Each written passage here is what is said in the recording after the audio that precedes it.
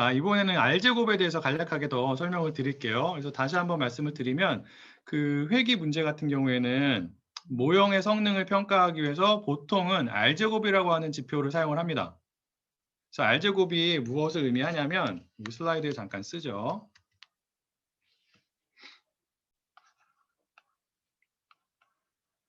R제곱이 무엇을 의미하냐면 우리가 갖고 있는 데이터에 존재하는 종속 변수가 갖고 있는 전체의 흩어진 정도 중에서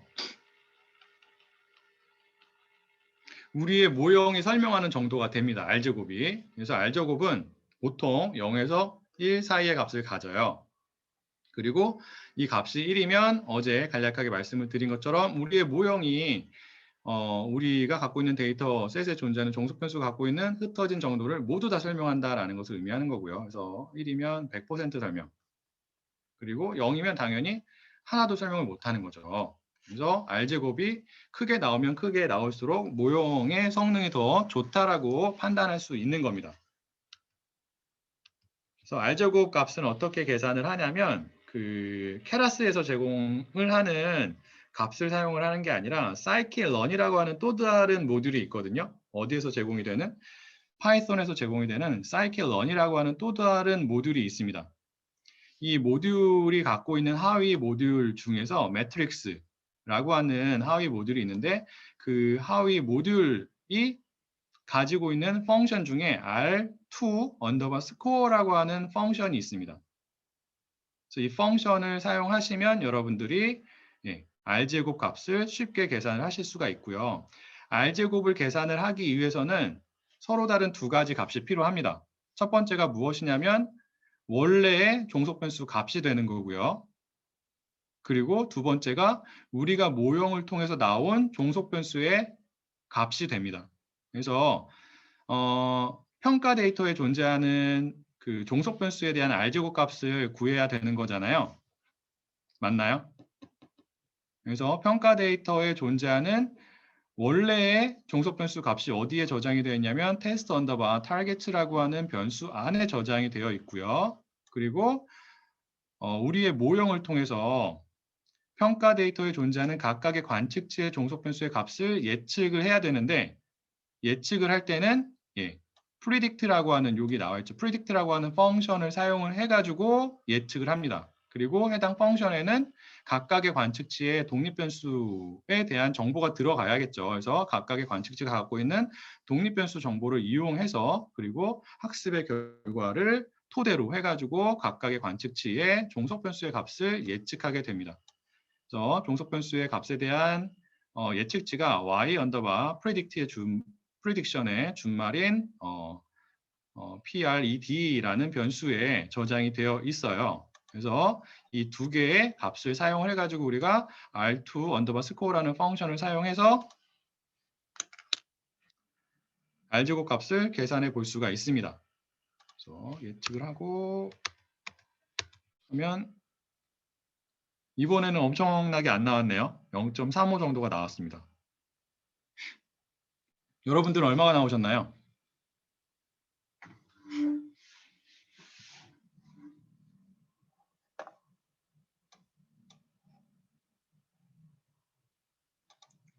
혹시 돌려보시는 분 계세요? 이거 얼마 나오셨어요? 0.7? 그래서 여러분들이 만약에 이 값이 낮다라고 평가가 된다라고 하면 어떻게 해야 되는 거예요? 앞에 돌아가서 하이퍼 파라미터의 값들을 바꾸셔야 되는 거예요. 저는 이번에는 여기 보면은 아담을 써볼게요. 아담. 옵티마이저를 아담을 써보도록 하겠습니다. 값을 바꾼 다음에는 다시 한번 실행을 시켜 주셔야 되고요. 그리고 학습을 좀 더 해보죠. 20번 해볼게요.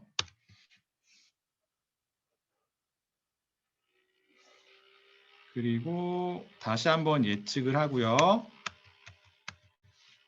그랬더니 훨씬 더 많이 올라갔죠. 0.85로. 그래서 여러분들은 이런 식으로 평가를 하시고 평가의 결과가 안 좋아 보인다 혹은 안 좋다라는 판단이 서면 어떻게 한다고요? 앞으로 다시 돌아가서 학습을 다시 하셔야 되는 거예요. 근데 원래 모형을 가지고 그대로 학습을 하는 게 아니라 모형이 가지고 있는 여러 개의 하이퍼 파라미터, 옵티마이저의 값을 바꿀 수도 있고 아니면 뭐 러닝 레이트의 값을 바꿀 수도 있고 아니면 에폭의 숫자를 바꿀 수도 있고 아니면 미니 배치 사이즈를 바꿀 수도 있겠죠. 그래서 여러 가지 하이퍼 파라미터의 값들을 바꿔가면서 더 좋은 결과가 어떠한 경우에 도출이 되는지를 확인을 하셔야 되는 거예요. 자, 이게 그 기본적인 신경망을 가지고 회귀 문제를 푸는 그 전반적인 순서가 됩니다. 무엇을 가지고요? 파이썬에서 제공이 되는 케라스라고 하는 프레임워크 혹은 모듈을 가지고. 여기까지 질문이 있으실까요?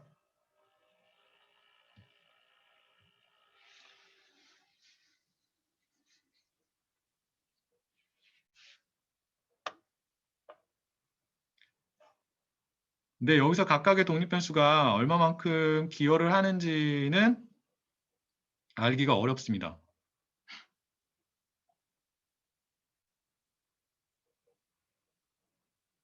그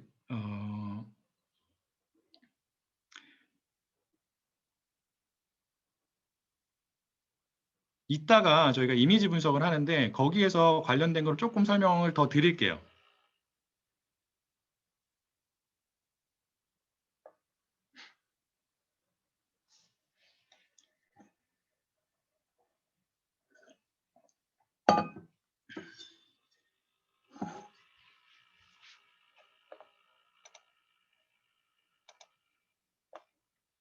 자, 질문이 없으시면 다음 내용으로 넘어갈 텐데 질문 있으신가요?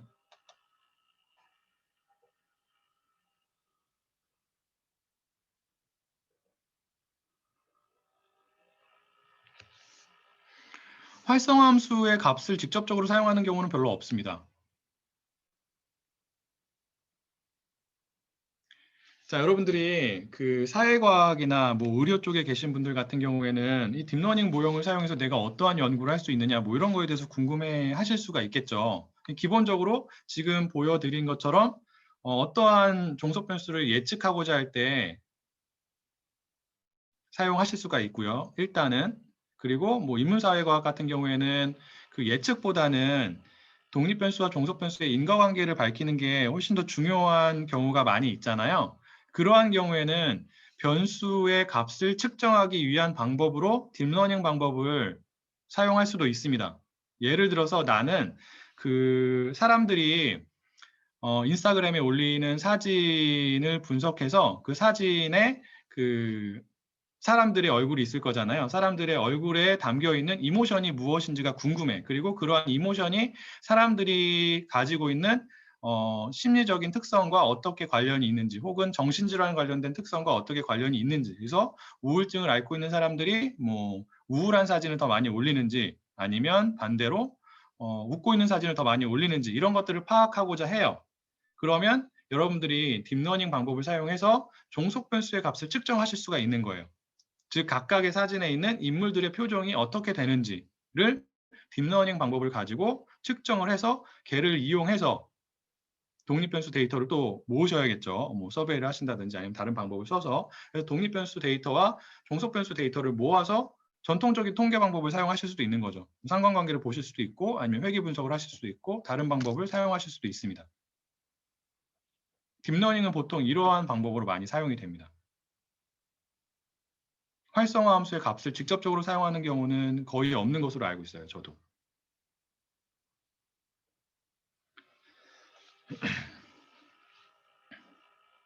네, 추가적인 질문이 없으시면 새로운 내용으로 넘어가도록 하겠고요. 지금은 이제 회귀 문제를 풀어봤고 그 다음에는 분류의 문제를 풀어볼 텐데 이번에는 그 어떠한 데이터를 분석을 해볼 거냐면 이미지 데이터를 분석을 해볼 겁니다. 무엇을 이용해서? 기본적인 신경망을 이용해서 이미지 데이터를 분석을 해볼 거고요.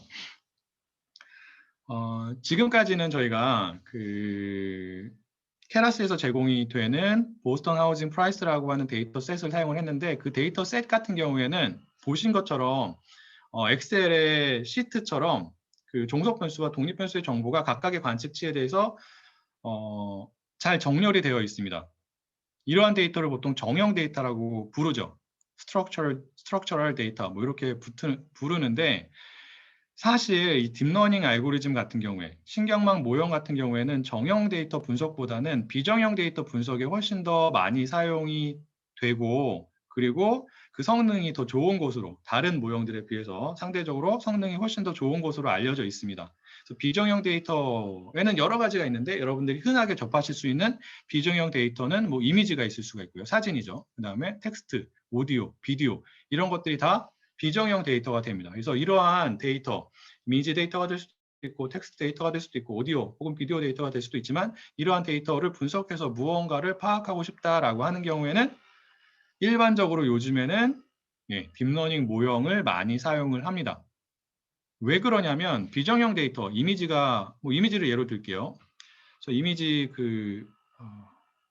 있죠. 사진이 있는데, 사진을 보면은 이 예 기억나시죠? 사진에 있는 동물이 강아지인지 고양이인지를 맞히는 예였습니다. 그러한 문제를 풀기 위해서 우리가 이 사진에서 정답을 맞히는 데 필요한 정보를 추출을 해야 돼요. 정답을 맞히는 데 있어서 중요한 역할을 하는 정보를 추출을 해야 되는데, 사람이 일일이 추출할 수 없잖아요. 귀 모양이 동물이 무엇인지를 맞히는데 중요한 역할을 한다라고 해가지고 귀 모양이 무엇인지 각각의 사진에 대해서 사람들이 이렇게 코딩을 할 수도 없는 거고, 그래서 이러한 경우에 딥러닝 알고리즘을 적용하게 되면 딥러닝 알고리즘이 여러 개의 이제 은닉층이나 뭐 이런 것들을 사용해서 어떠한 정보를 입력된 데이터로부터 추출을 하냐면, 종속 변수를 예측하는 데 있어서 중요한 역할을 하는 정보를 추출을 합니다. 걔가 알아서, 딥러닝 알고리즘이. 그래서 사람이 직접 코딩을 할 필요가 없는 거죠. 독립변수나 이런 정보를. 그래서 많은 경우에 비정형 데이터를 분석을 할 때 딥러닝 알고리즘을 사용을 하면 성능이 좋게 나옵니다. 왜요? 딥러닝 알고리즘이 알아서 입력된 데이터가 갖고 있는 여러 가지 정보, 그 여러 가지 정보에는 정답을 맞히는데 있어서 중요한 역할을 하는 정보도 있을 테고요. 그렇지 않고 중요하지 않은 역할을 하는 정보들도 있을 겁니다. 이런 거를 누가 알아서 구분을 한다고요? 딥러닝 모형이 혹은 신경망 모형이 알아서 구분을 하고 추출을 해서 그 정보를 이용해서 종속 변수의 값을 예측을 합니다.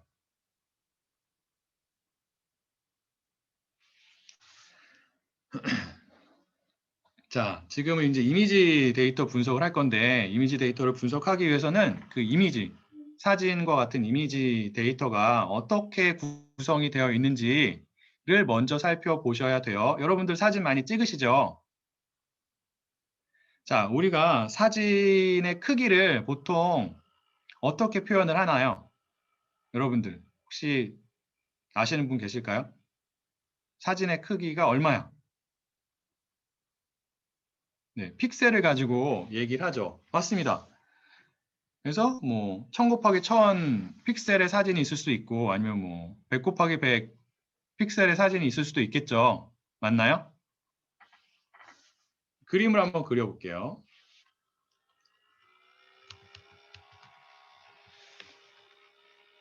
자, 예를 들어서 5 곱하기 5의 사진이 있다고 가정을 하겠습니다. 이렇게 그릴 수 있겠죠. 5 곱하기 5면은 전체 몇 개 픽셀이 있는 거예요? 5 곱하기 5면? 5 곱하기 5인가요? 여기도 5고 여기도 5예요. 몇 개의 픽셀이 있어요? 25개의 픽셀이 있죠. 각각의 픽셀에 어떠한 값이 저장이 되냐면 색상 정보가 저장이 됩니다. 자, 컬러 이미지 같은 경우에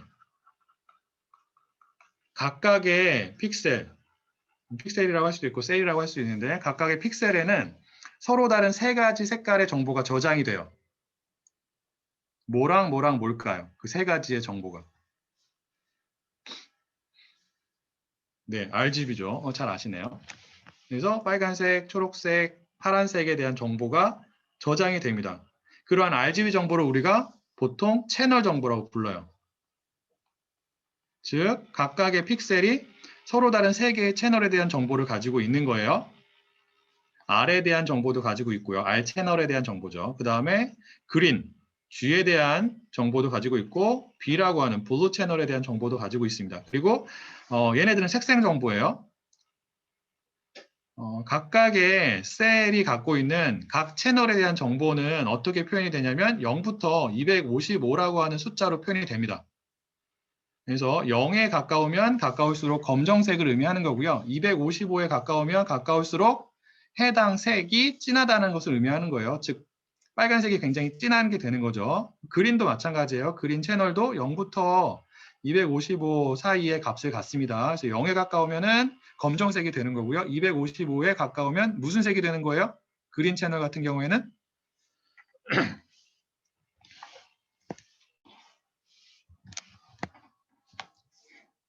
초록색이 되는 거죠. 그래서 그 RGB 채널까지 고려해서 저희가 그 표현을 하면 이렇게 표현을 할 수가 있습니다. 각각의 픽셀이 있는 거죠. 첫 번째 픽셀, 첫 번째 픽셀이에요. 첫 번째 픽셀이 빨간색에 대해서 정보를 가지고 있고요. 그 다음에 두 번째 채널인 초록색에 대해서도 정보를 가지고 있고 세 번째 채널인 블루에 대해서도 정보를 가지고 있습니다. 이게 하나의 픽셀에 다 저장이 되어 있어요. 그리고 이제 각각의 채널에 대한 정보를 우리가 또 다른 레이어에 이렇게 표현을 해가지고 레이어라고 하면은 신경망에 있는 레이어랑 헷갈리니까 이렇게 그 구분을 해서 표현을 하기 위해서 어떻게 이 데이터를 저장을 하냐면 이런 식으로 3차원의 행렬의 형태로 저장을 합니다. 그래서 첫 번째 이 부분에는 어떠한 정보가 들어가냐면 레드에 대한 채널 정보가 들어가고요. 색상 정보가 들어가고 이 두 번째 이 부분 있죠. 두 번째 여기에는 초록색에 대한 색상 정보가 들어가는 거고 요 세 번째 부분에는 블루에 대한 색상 정보가 들어갑니다. 그래서 요게 요 부분 있죠. 요게 하나의 픽셀이 되는 거예요. 하나의 픽셀에 세 가지 서로 다른 정보가 저장이 되기 때문에 우리가 그러한 정보를 효율적으로 저장하기 위해서 혹은 다루기 위해서 3차원 어레이 혹은 3차원 행렬의 형태로 저장을 하는 거예요. 지금은 m 곱하기 m 픽셀을 갖는 이미지라고 보시면 됩니다. 혹시 이미지 관련해서 질문이 있으실까요? 그리고 최종적으로 사진에서 나타나는 해당 픽셀의 값은 이 세 가지 값이 더해진 값이에요.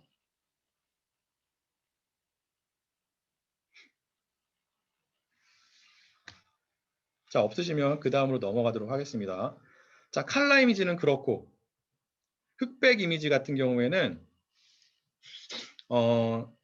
칼라 이미지는 빨간색, 그 다음에 초록색, 그 다음에 파란색에 대한 색상 정보를 별도의 채널에서 저장한다고 얘기를 했잖아요. 그래서 채널의 수가 3이라고 얘기를 했는데 흑백 이미지는 채널이 하나라고 생각하시면 돼요. 채널이 없다라고 생각하셔도 되는데 보통 하나라고 얘기를 합니다. 그리고 역시나 마찬가지로 이렇게 픽셀로 구성이 되어 있죠. 자, 흑백 이미지 같은 경우에도 역시나 마찬가지로 각 셀의 값이 0부터 255가 됩니다. 그리고 흑백 같은 경우에는 0에 가까우면 가까울수록 검정이 되고요. 255에 가까우면 가까울수록 무슨 색이 될까요? 흑백 이미지 같은 경우에는 흰색이 되는 거예요. 더 밝은 색이 됩니다. 그래서 보시면 여기 흰색이죠. 요 첫 번째 로우에서 네 번째 셀을 보면 흰색이죠. 얘의 값이 얼마예요? 보니까 이렇게 되어 있어요. 255. 매칭이 되시나요?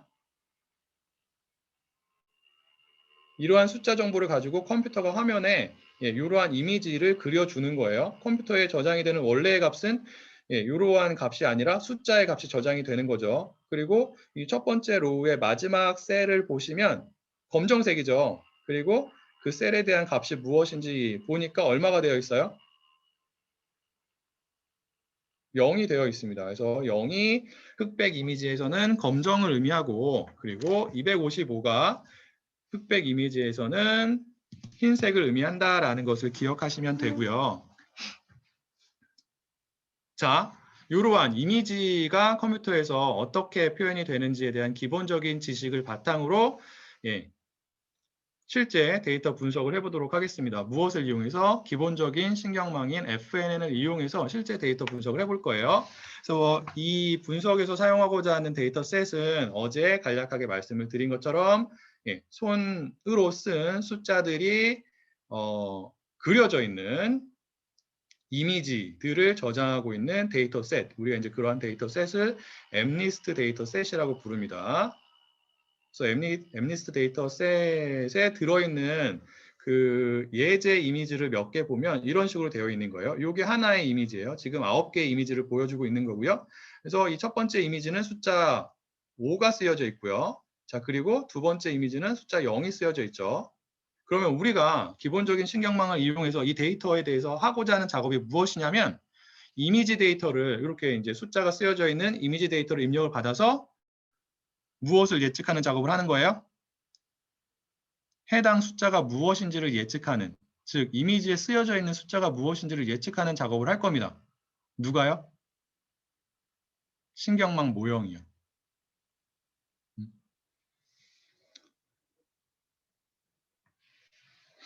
자, 그 MNIST 데이터셋에 존재하는 이미지 같은 경우에는 하나의 이미지의 크기가 어떻게 되냐면 28 곱하기 28 픽셀로 되어 있어요. 그리고 다시 한번 말씀드리지만 각 픽셀에 저장된 값이 0에서 255 사이의 숫자가 되는 거고, 255에 가까울수록 흰색이 됩니다.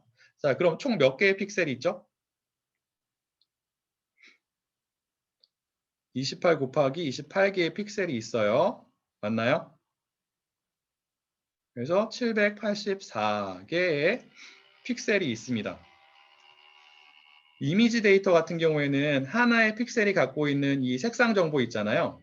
이 정보에 대한 것이 하나의 독립변수로 간주가 됩니다. 지금 여기 흑백 이미지 같은 경우에는 픽셀의 수만큼 독립변수가 존재한다라고 생각하면 되는 거예요.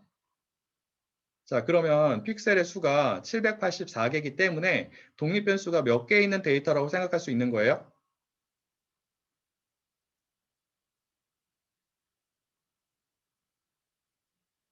784개입니다.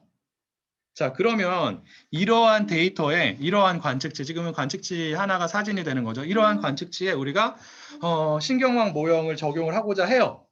그러면 입력 노드의 수가 몇 개죠?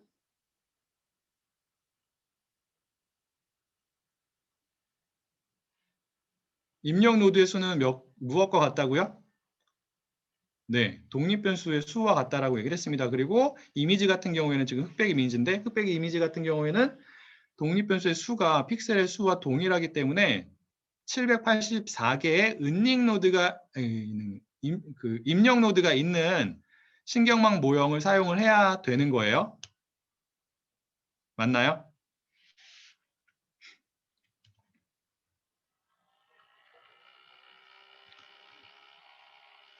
자, 그러면 여러분들이 그 다음에 하셔야 되는 게 무엇이냐면, 이러한 이미지 데이터를 분석하기 위해서 우리가 어떠한 구조의 신경망을 사용할 것인지를 결정을 하셔야 돼요. 다시 한번 말씀을 드리지만 일단 입력층과 출력층은 하나로 고정이 되어 있고요. 그리고 입력 노드의 수는 독립변수의 수와 동일하다고 말씀드렸고, 이미지 같은 경우에는 픽셀의 수가 독립변수의 수가 되기 때문에 입력 노드는 784개가 있는 모형을 사용하게 되는 거고요. 자, 그럼 출력 노드가 몇 개가 되는지를 생각해 봐야겠죠. 지금 이 이미지를 보시면 각각의 이미지에는 0부터 9 사이에 숫자 하나가 쓰여져 있습니다. MNIST 데이터셋에 존재하는 이미지 데이터들 같은 경우에. 자, 그러면 이러한 경우에 종속 변수가 취할 수 있는 값의 수는 몇 개일까요? 종속 변수가 뭐예요? 해당 사진에, 해당 이미지에 쓰여져 있는 숫자예요. 종속 변수가 취할 수 있는 값의 수는 몇 개예요? 10개죠. 몇부터 몇까지? 0부터 9까지 하나의 값을 취하게 됩니다.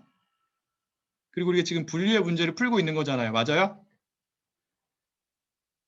그럼 우리가 이러한 분류의 문제에 적용하기 위한 신경망에서 사용해야 되는 출력 노드의 수는 몇 개가 될까요?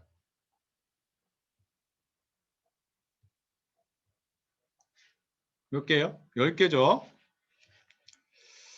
네. 자, 그럼 우리가 그 다음에 결정을 해야 되는 게 뭐예요? 출력층과 그 다음에 입력층에 대한 부분은 끝났어요. 결정을 했어요. 입력 노드가 몇 개 존재해야 되는지, 그리고 출력 노드가 몇 개 존재해야 되는지를 결정을 했다고요. 파악을 했다고요. 그 다음에 결정을 해야 되는 게 뭐예요?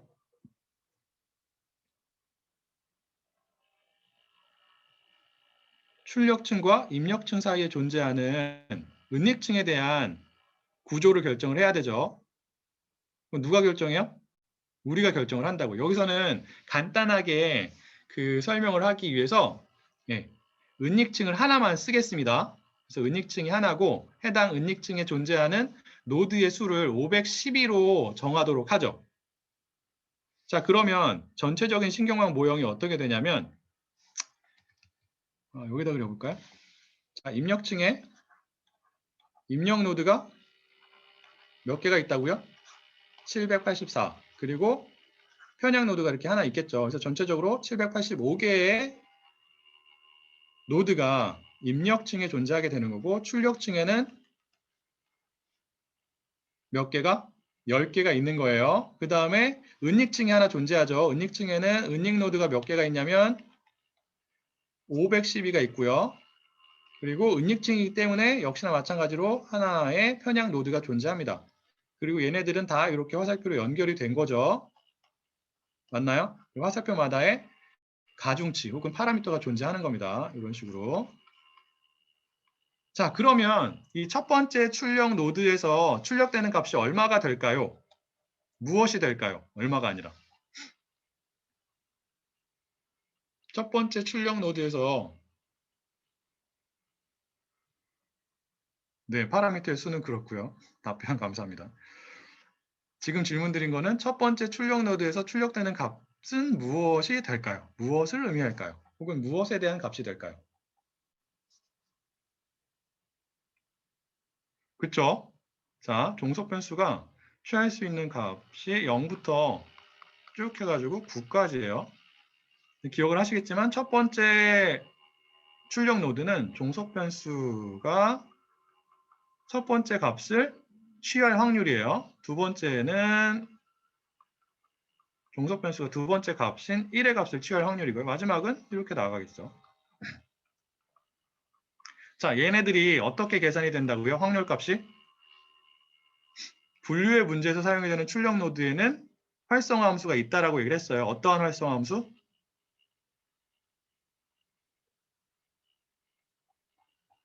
확률을 계산하기 위한 어떠한 활성화 함수? 소프트맥스죠. 자, 소프트맥스가 어떻게 정의가 되냐면 다시 쓰죠. 아까 쓴 거지만.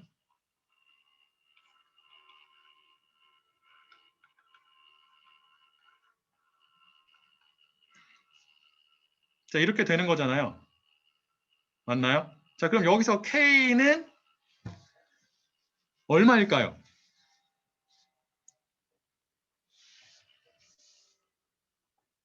K는 10이죠. 왜? 출력 노드의 수라고 했기 때문에 그래요. 그래서 요 값이 뭐예요? S, J의 I, 서브스크립트, 아래점자 I가 의미하는 게 뭐냐면 I번째 출력 노드에서 출력되는 값이에요. 그래서 여기는 J1이 입력이 되고 그 값을 이용해서 S, J가 된다. G1이 출력이 되는 거고 두 번째는 G2가 입력이 돼서 S, G2가 출력이 되겠죠. 나머지도 마찬가지예요. 얘네들이 다 확률 값이 된다고요. 그럼 얘네들 다 더하면 얼마가 되어야 하는 거예요? 1이 되어야 하는 거죠. 맞나요? 자, 이러한 구조가 됩니다. 그리고 그 다음에 결정을 해야 되는 게 무엇이냐면 은닉 노드에 어떠한 함수가 존재해야 돼요?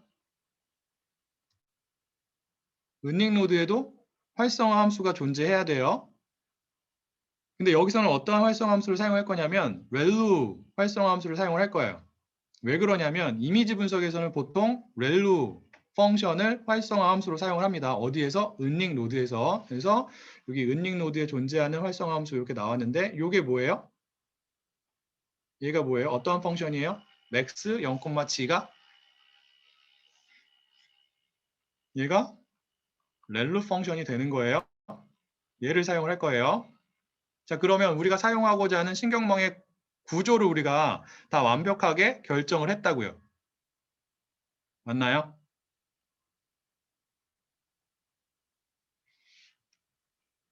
자, 그런데 지금 같은 경우에는 그 앞에서 우리가 분석을 해봤던 보스턴 하우징 프라이스 데이터 셋과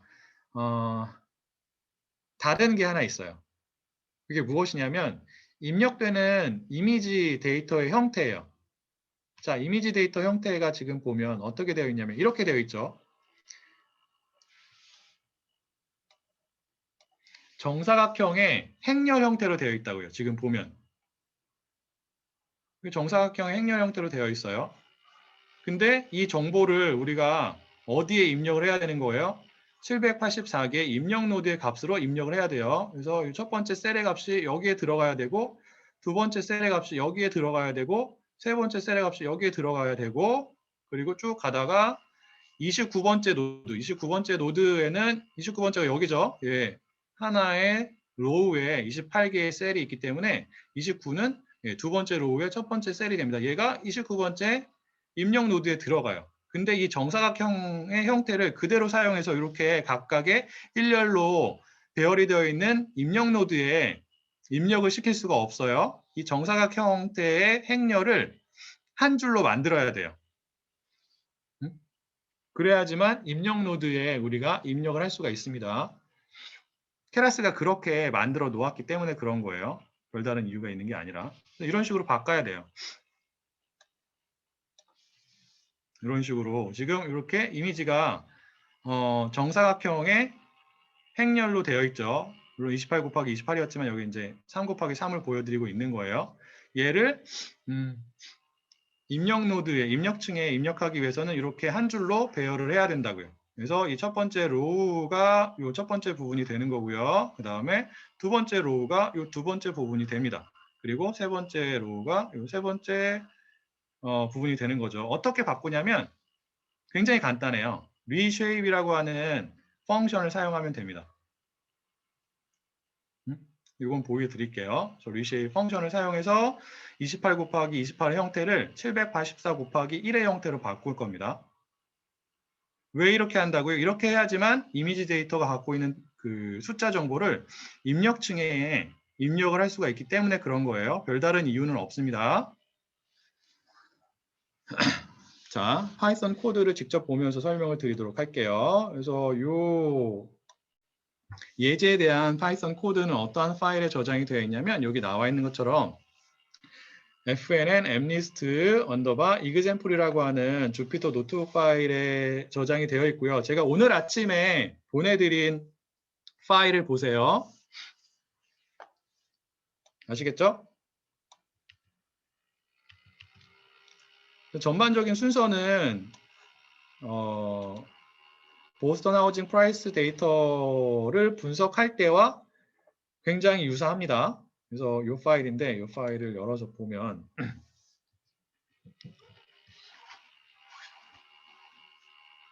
여기 똑같이 텐서플로우와 케라스를 임포트를 하고 있죠. 그리고 엠리스트 데이터 셋 같은 경우에도 케라스에서 기본적으로 제공을 합니다. 그래서 우리가 보스턴 하우징 프라이스 데이터 셋을 불러올 때와 비슷한 방식으로 엠리스트 데이터 셋을 이렇게 불러옵니다. 역시나 마찬가지로 여기서 로드 언더바 데이터라고 하는 펑션을 쓰고 있죠. 자, 이 펑션은 서로 다른 4개의 데이터를 리턴을 한다라고 했어요. 그래서 이 앞부분을 보면은 얘가 어떠한 데이터예요? 정답이 있는 데이터를 일단 둘로 구분을 한다고 했죠. 어떠한 데이터와 어떠한 데이터? 학습 데이터와 평가 데이터로 구분을 한다라고 했어요. 그래서 이 앞부분에 첫 번째 소괄호에 둘러싸인 이 두 개의 변수가 저장하고 있는 데이터가 학습 데이터가 됩니다. 그리고 이 뒷부분 두 번째 소괄호에 둘러싸여져 있는 데이터가 평가 데이터가 되는 거죠. 그리고 학습 데이터도 역시나 마찬가지로 독립변수 정보와 그 다음에 종속변수 정보를 분리해서 저장을 하고요. 평가 데이터도 동일한 방식으로 저장을 합니다.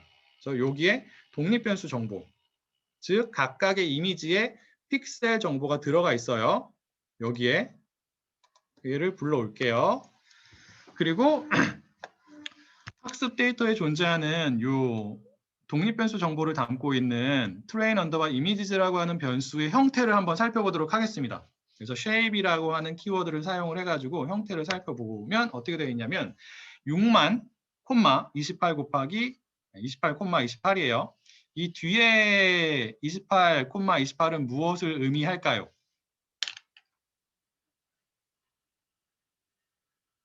무엇을 의미하는 거예요? 28, 28이 하나의 이미지를 의미하는 거예요. 자, 그럼 이 앞에 있는 6만은 무엇을 의미할까요? 이미지의 사이즈가 28 곱하기 28인 이미지가 몇 개 있다란 뜻이에요?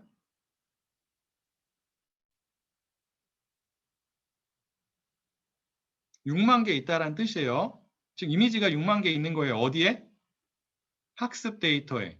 여기서는 각각의 관측치가 뭐가 되는 거예요?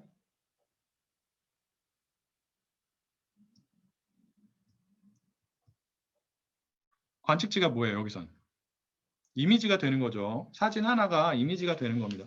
관측치가 되는 겁니다.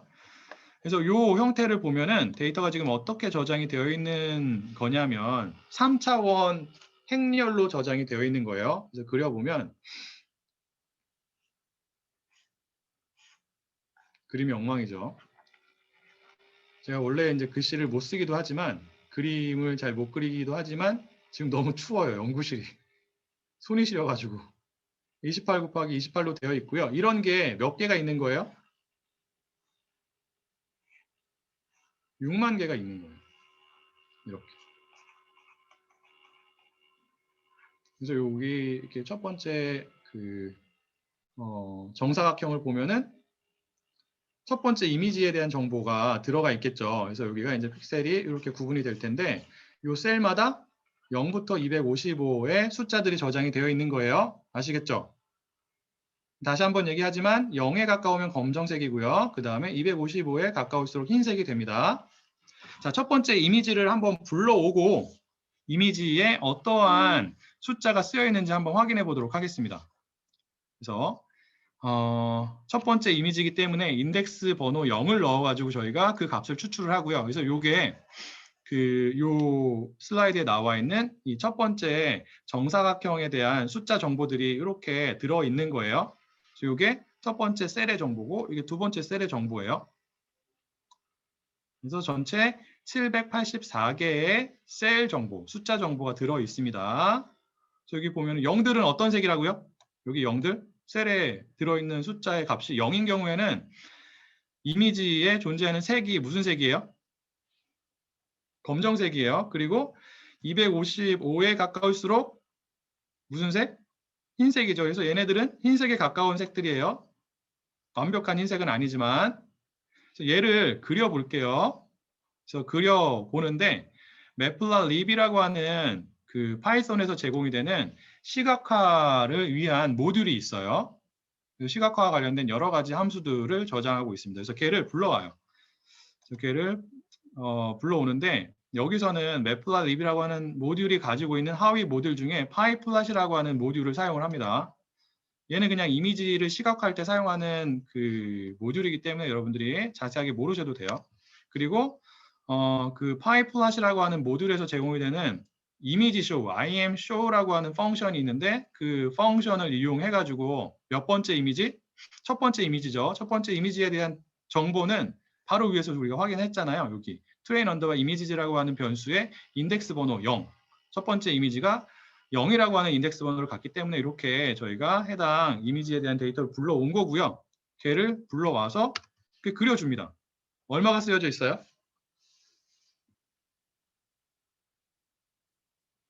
5가 쓰여져 있죠. 자, 그러면 여러분들이 이제 여기 그 숫자 정보랑 매칭을 하셔야 되는 게 뭐냐면 여기에 228개의 픽셀이 있고 여기도 28이죠. 맞아요? 그럼 여기 첫 번째 셀에 여기 있을 거잖아요. 이 셀에 대한 숫자 정보가 얼마예요?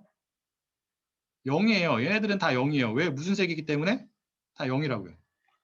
검정색이기 때문에. 그리고 이 흰색 부분은 숫자의 값이 얼마에 가깝겠어요? 255에 가까워요. 근데 지금 보면은 완벽한 흰색은 아니죠. 약간 흐려요. 그래서 255에 가까운 숫자일 것이다. 255는 아니고 그런 거를 파악을 하실 수가 있어야 됩니다. 보면은 그렇게 되어 있어요. 아시겠죠? 자, 그러면 이제 얘는 지금 정답이 있는 데이터죠. 그 중에서도 학습 데이터예요. 그럼 각각의 관측치, 여기는 각각의 이미지가 되는데 각각의 이미지마다의 정답이 있겠죠. 맞나요? 그럼 이 이미지의 정답은 얼마일까요?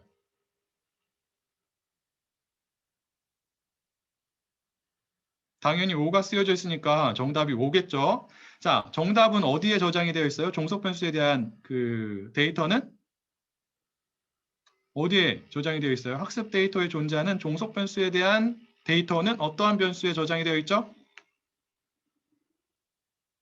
train underbar labels라고 하는 변수에 저장이 되어 있고요. 첫 번째 이미지에 대한 정답은 어떻게 우리가 추출할 수 있을까요? 혹은 확인할 수 있을까요? 인덱스 번호 몇 번을 쓰면 돼요? 첫 번째 이미지이기 때문에 0을 쓰면 돼요. 걔를 대괄호, 스퀘어 브래킷 안에 입력을 하면 됩니다. 확인해 보세요, 여러분들이. 확인해 보죠. 이렇게 나왔어요. 5라고 나왔나요?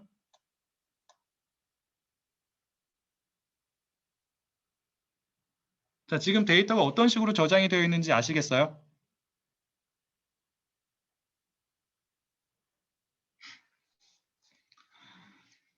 자, 그 다음에는 뭐 해야 되냐면 우리가 앞에서 그 결정한 신경망을 구축을 해야 돼요.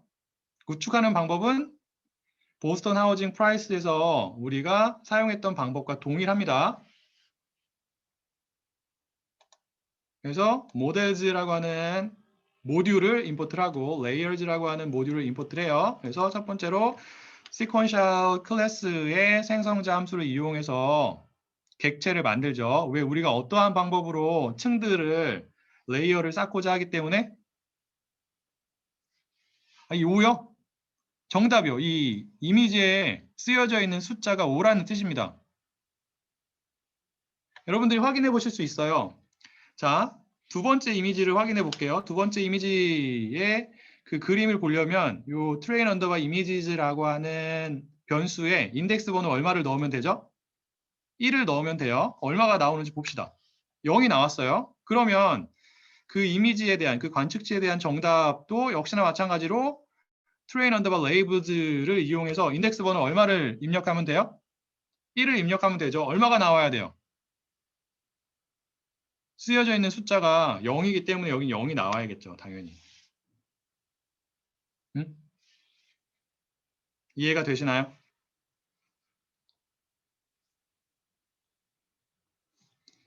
자, 그리고 층을 쌓습니다. 이렇게 add 펑션을 이용해서 역시나 마찬가지로 dance라고 하는 층을 쌓는 거죠. dance 클래스를 이용해서. 자, 우리가 은닉층을 몇 개 사용한다고요? 몇 개 사용하기로 했어요? 한 개 사용하기로 했죠. 그리고 은닉 노드가 몇 개? 512개. 똑같아요. 나머지도 똑같죠. 액티베이션 펑션, 렐로 사용하고 그 다음에 첫 번째 은닉층에는 어떠한 값을 지정을 해야 되냐면 입력 노드가 몇 개인지를 지정을 해야 되는 거예요. 그래서 이런 식으로 지정하면 되죠. 28 곱하기 28, 784. 돌렸나요? 그 다음에 은닉층을 하나만 사용하니까 그 다음에 쌓아야 되는 층이 뭐예요? 출력층이죠. 출력층에는 몇 개의 노드가 있어야 된다고요? 지금 10개고 활성화 함수를 뭐로 사용해요?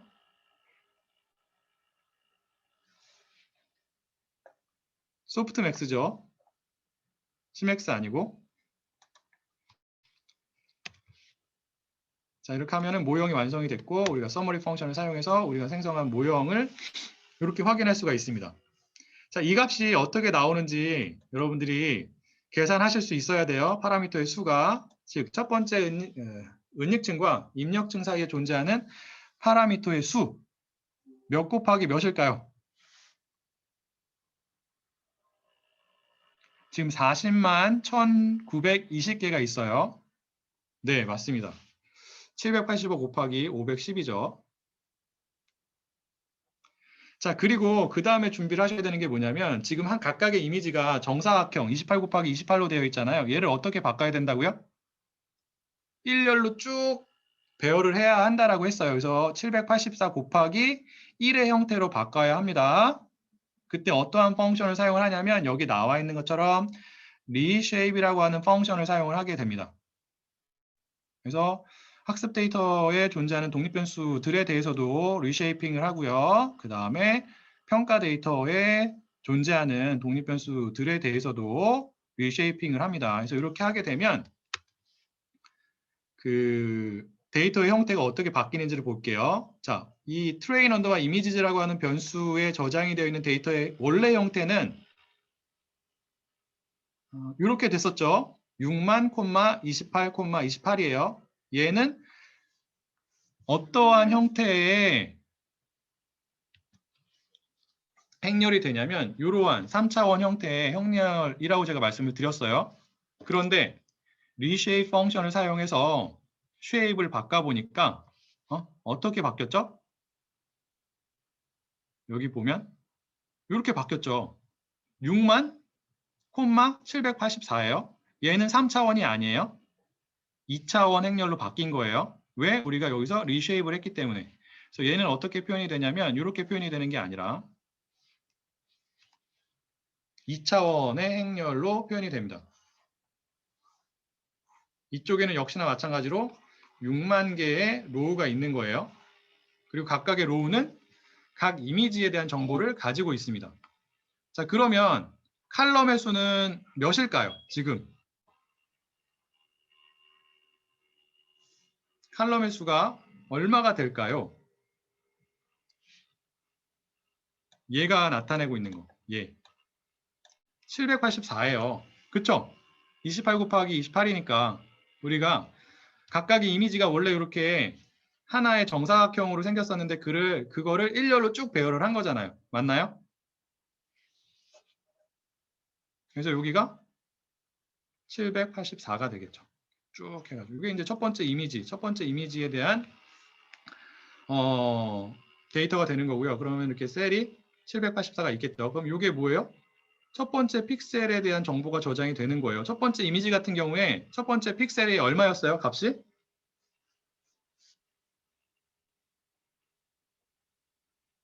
검정색이었으니까 0이죠. 맞습니다. 이렇게 쭉 되는 거죠. 그래서 얘가 어떻게 되냐면 입력층에 입력이 되는 거예요. 그래서 이게 만약에 편향이 이렇게 있으면 이게 첫 번째 입력 노드면 이 첫 번째 이미지에 대한 데이터가 입력이 될 때는 해당 이미지의 첫 번째 셀의 값이 여기에 들어가는 거고요. 두 번째 셀에 대한 값이 어디에 들어가요? 두 번째 입력 노드. 세 번째가 쭉 해가지고 여기 들어가고 그 다음에 여기 마지막에 있는 게 784번째 셀의 값이고 걔는 쭉 해가지고 마지막 784번째 입력 노드에 이렇게 들어갑니다. 그리고 입력 노드이기 때문에 그 값이 그대로 출력이 되는 거죠. 맞나요? 출력이 되는 거예요. 그리고 은닉층에 몇 개의 노드가 존재하는 상황이에요. 지금 은닉층에 몇 개? 몇 개의 은닉 노드? 512개의 은닉 노드 그리고 편향 노드가 이렇게 있죠. 그럼 역시나 마찬가지로 이렇게 화살표들이 다 연결된 겁니다. 우리가 비정형 데이터, 여기서 이미지 데이터지만 그 신경망이 작동하는 방식은 똑같은 거예요. 여기 앞부분, 제일 마지막 부분에는 10개의 출력 노드가 있어서 각각의 노드에서 확률 값이 리턴이 되겠죠. 거의 다 왔습니다. 거의 다 왔고요.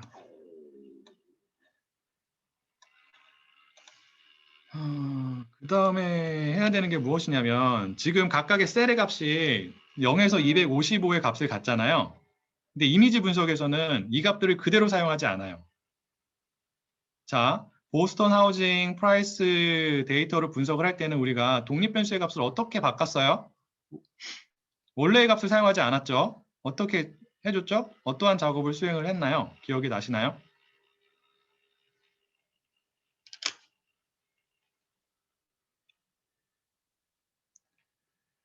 이 보스턴 하우징 프라이스 데이터 셋에서는 표준화를 했고요. 여기서는 지금 정규화, 노멀라이제이션을 합니다. 그래서 그 값의 범위를 바꿔주는 거예요. 그래서 원래의 셀들의 값은 0에서 255 사이의 값을 갖게 되어 있었는데 걔네의 값들을 0하고 1 사이의 값, 0하고 1 사이의 값으로 변환을 해줍니다. 어떻게 해주면 돼요? 그냥 단순하게 255로 나눠주면 돼요. 그래서 그 작업을 하고 있는 겁니다. 여기서 255로 나눠주고 있는 거죠. 왜 이렇게 하느냐? 이렇게 해야지만 O형의 성능이 더 좋아지기 때문에 그래요.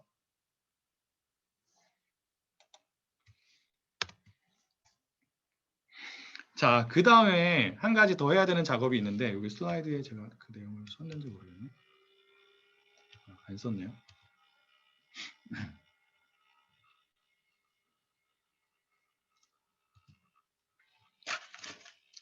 자, 지금은 종속 변수의 값이 어떻게 되어 있냐면 첫 번째 이미지 같은 경우에 종속 변수의 값이 이렇게 y1이라고 표현될 수 있잖아요. 얘는 지금 5라고 되어 있죠. 왜? 첫 번째 이미지에 쓰여져 있는 숫자가 5기 때문에 해당 이미지의 종속 변수의 값이 5예요. 맞나요? 그리고 두 번째는 얼마였는지 기억이 나세요? 0이었죠.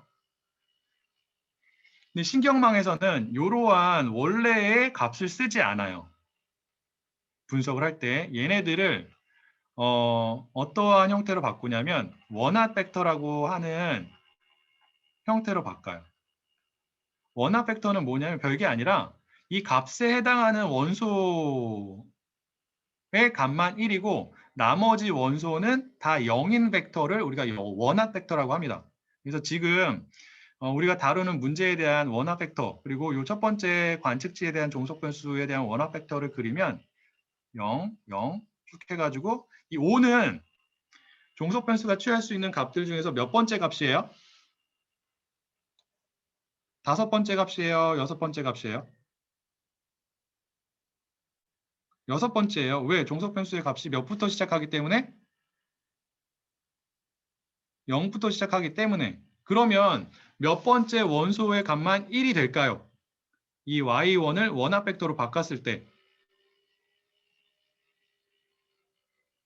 맞습니다. 이 원래의 종속 변수 값에 해당하는 원소 값만 1이고 나머지는 다 0이에요.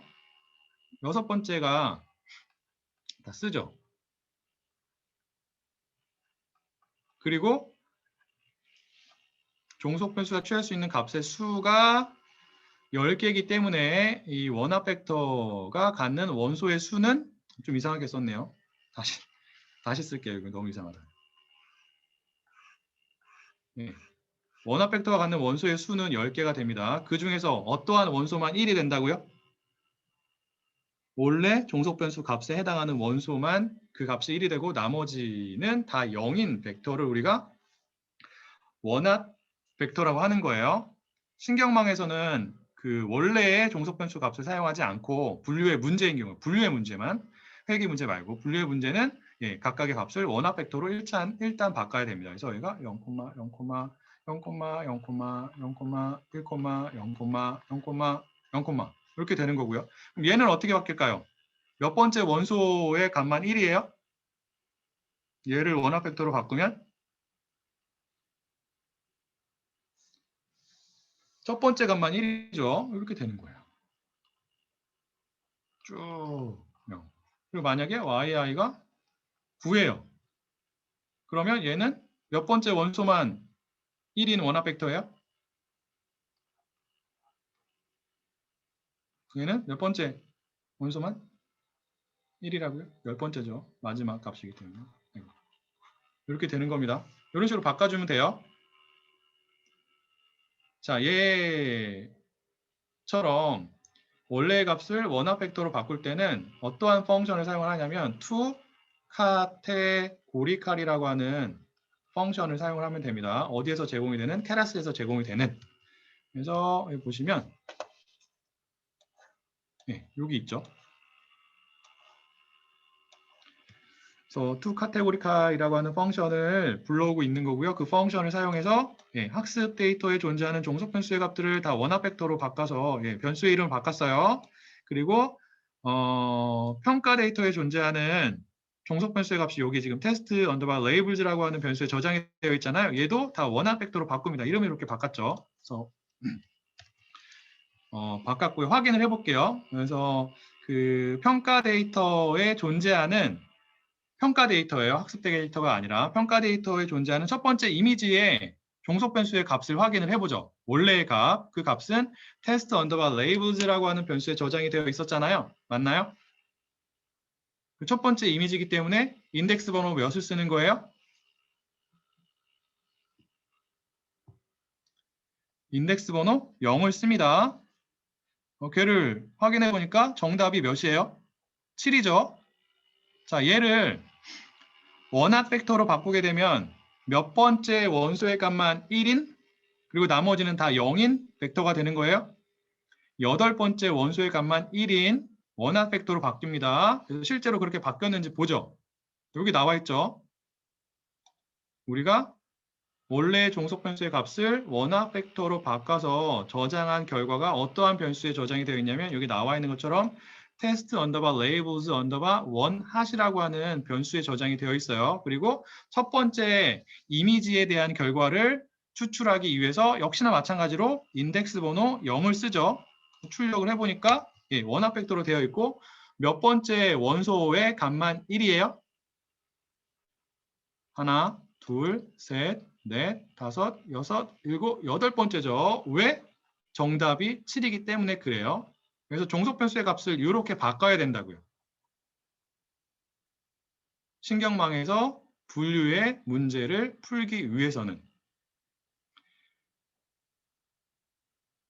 나머지 과정은 우리가 보스턴 하우징 프라이스 데이터 셋을 분석했을 때 수행했던 것과 거의 동일합니다. 그래서 일단 옵티마이저를 결정을 해야 돼요. 여기서는 어떠한 옵티마이저를 쓰고 있는 거예요?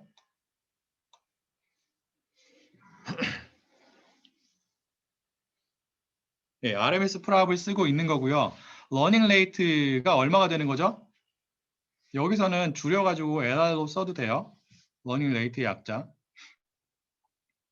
0.001입니다. 그래서 얘를 하고 그리고 어떠한 펑션을 사용해서 compile 펑션을 사용해서 우리가 사용하고자 하는 옵티마이저와 그 다음에 비용 함수를 결정을 해요. 자, 분류의 문제에서는 어떠한 비용 함수를 사용을 한다고요? 분류의 문제에서 사용이 되는 비용 함수가 뭐예요?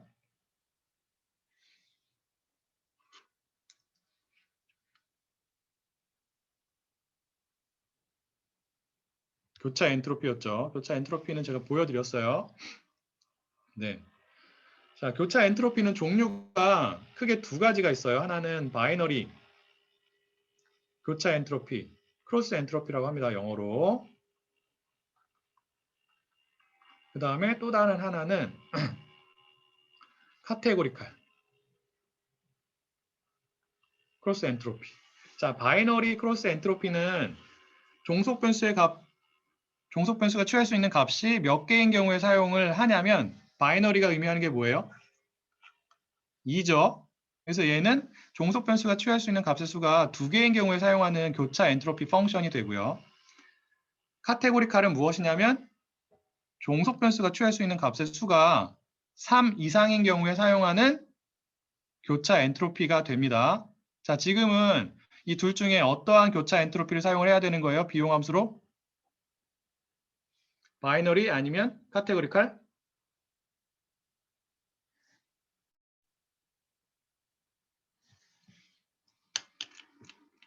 카테고리칼이죠. 왜 종속 변수가 취할 수 있는 값의 수가 3보다 크거나 같기 때문에.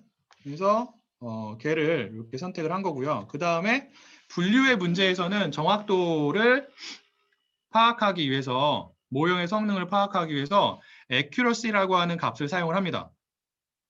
정확도의 지표로. accuracy는 무엇을 의미하냐면 여기 나와 있는데 전체 관측치 중에서 우리의 모형이 몇 개나 정확하게 맞췄는지, 예측을 했는지를 의미하는 거예요. 그래서 만약에 평가 데이터 셋에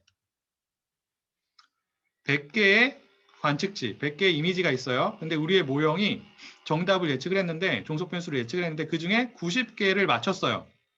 그러면 accuracy가 얼마가 될까요? 100개 중에서 90개를 맞췄어. 그럼 0.9가 되는 거죠. 그래서 accuracy도 그 값이 크면 클수록 좋은 거예요. accuracy가 무엇을 의미하는지 아시겠죠? 그래서 분류의 문제 같은 경우에는 컴파일 펑션을 통해서 옵티마이저 정하고 비용함수 정하고 그 다음에 모형의 성능을 평가하기 위한 지표를 결정을 합니다. 여기서 accuracy를 쓰는 거고요. 자, 그 다음에 이제 학습을 하면 돼요. 어떠한 펑션을 가지고? fit 펑션을 가지고. 어떠한 데이터에 대해서? 학습 데이터에 대해서. 그래서 학습 데이터에 존재하는 독립 변수, 데이터를 저장하고 있는 변수 train underbar images죠. 얘를 첫 번째 인자로 넣고 두 번째 인자는 종속 변수에 대한 데이터를 저장하고 있는 변수를 넣어야 되는데 원래의 값들을 저장하고 있는 변수를 넣으면 안 돼요.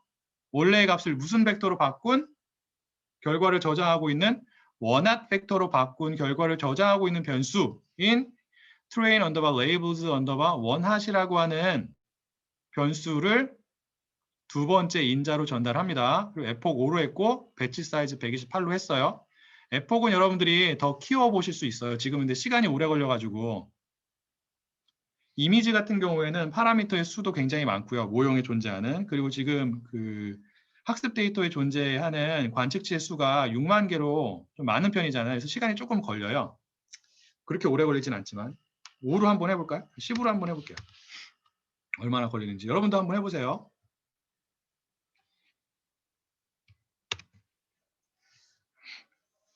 그래서 첫 번째 에폭이고요. 그리고 한 번 에폭, 원 에폭에서 그 발생을 하는 업데이트의 숫자가 469가 되는 겁니다.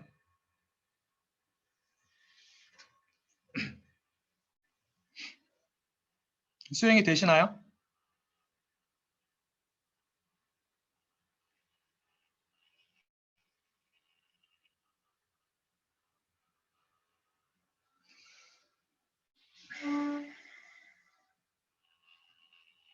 제가 시간을 조금 드릴 테니까 한번 돌려보세요.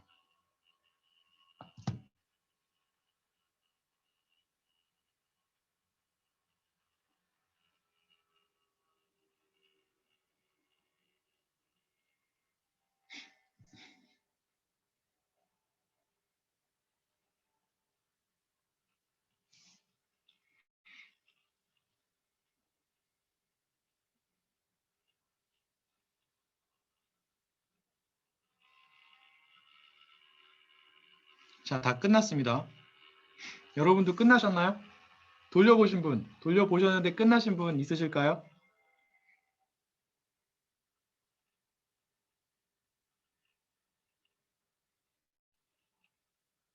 네. 자, 여기 보면은 그 에폭마다의 결과가 나옵니다. 원 에폭 끝났을 때 결과가 한번 나오고요. 그 다음에 두 번째 에폭이 끝났을 때 또 다른 결과가 나오고요. 그래서 보면은 어떠한 값이 출력이 되냐면 걸린 시간이 나오고 그 다음에 비용함수의 값이 여기 나와요. 그 다음에 우리가 모형의 성능을 파악하기 위해서 사용하기로 한 accuracy의 정보가 나옵니다. 자, 여기 보면 0.92 정도가 나오죠. 이게 무엇을 의미하는 거예요? 0.92가 혹은 0.93이 100개 중에서 몇 개를 정확하게 맞췄다고요? 우리의 모형이 학습 데이터에 대해서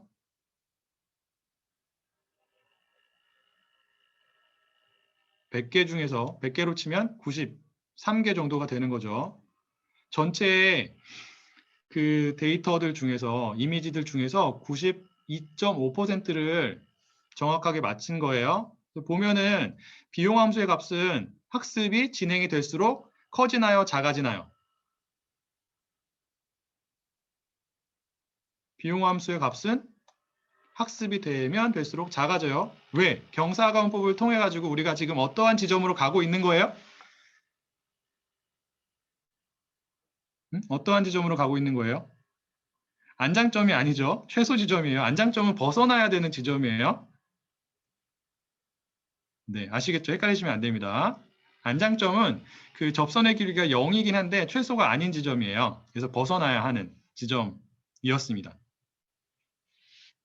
그래서 여기서 경사관법이 이루어지고 있다는 것을 볼 수 있고요. 그 다음에 평가를 해야겠죠. 맞아요. 역시나 마찬가지로 evaluate라고 하는 펑션을 사용을 하는데 분류의 문제 같은 경우에는 evaluate 펑션이 리턴하는 값이 두 개가 있습니다.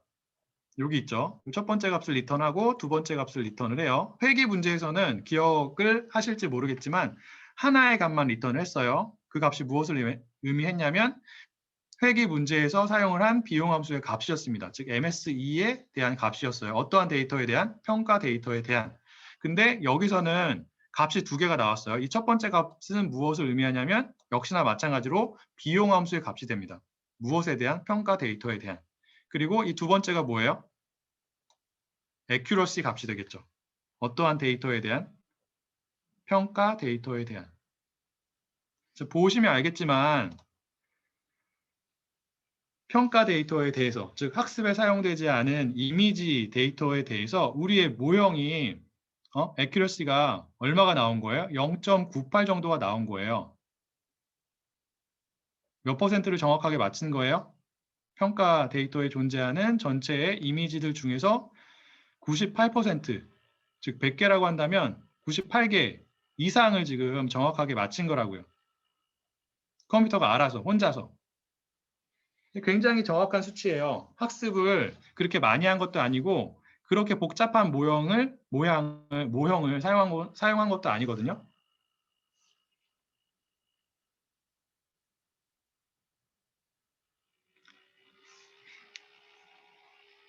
다시 한번 말씀드리지만 신경망 모형이 비정형 데이터를 분석하는 데 있어서 굉장히 성능이 우수하다라는 것을 보여주고 있어요. 특히 이미지 데이터에 대해서.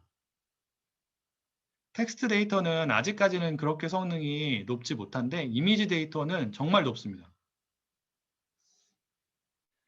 자, 그리고 여기서 이제 그 학습 과정에서 발생하는 비용 함수의 값과 그 다음에 그 accuracy의 값을 이렇게 확인할 수가 있었는데 얘를 우리가 그래프로 그릴 수가 있어요. 그래서 그래프로 그리면 더 정확하게 혹은 더 직관적으로 우리가 어떻게 학습이 되고 있는지를 확인할 수가 있는데요. 그 그림을 그리기 위해서 지금 보면 이 fit 펑션을 적용을 해가지고 학습을 했잖아요. 그 결과를 fit 펑션이 리턴하는 결과를 history라고 하는 변수에 저장을 했습니다.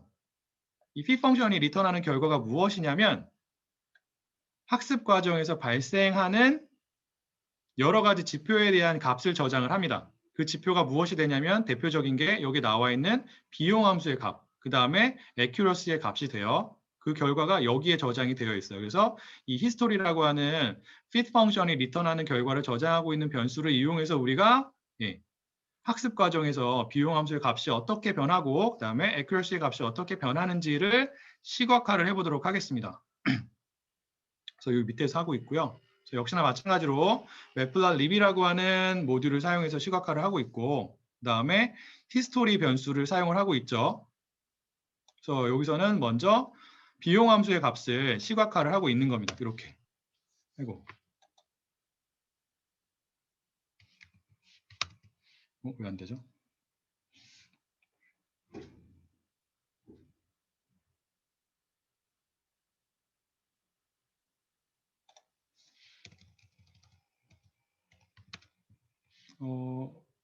이거 안 되는지 모르겠네. 자, 확인을 해볼게요. 여러분도 안 되시나요? 혹시 돌려보신 분들? 돼야 되는데. 왜 갑자기 안 되지? 안 돼요? 제가 요거는 다시 한번 확인을 하고 수정해서 보내드리도록 할게요. 자, 요거는 돌려보지 않고 확인만 할게요. 이런 식으로 시각화를 하면 오전까지만 해도 됐는데 왜 안 되는지 잘 모르겠습니다. 보면은 그 위에는 비용 함수의 값이 그런가요? 이 코드도 제가 오늘 오전에 테스트를 해봤는데 됐었거든요. 그래서 보내드린 건데 다시 한번 확인을 하고 보내드리겠습니다. 이거는 잘 모르겠어요.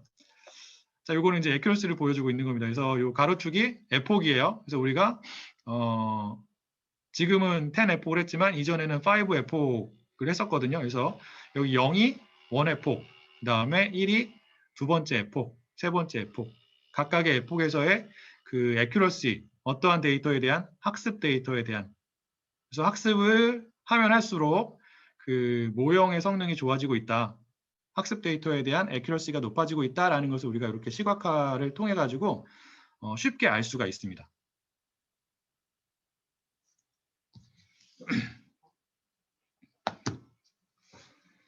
자, 시간이 거의 다 돼서요. 오늘 수업은 여기까지 진행을 할 텐데 혹시 질문이 있으실까요?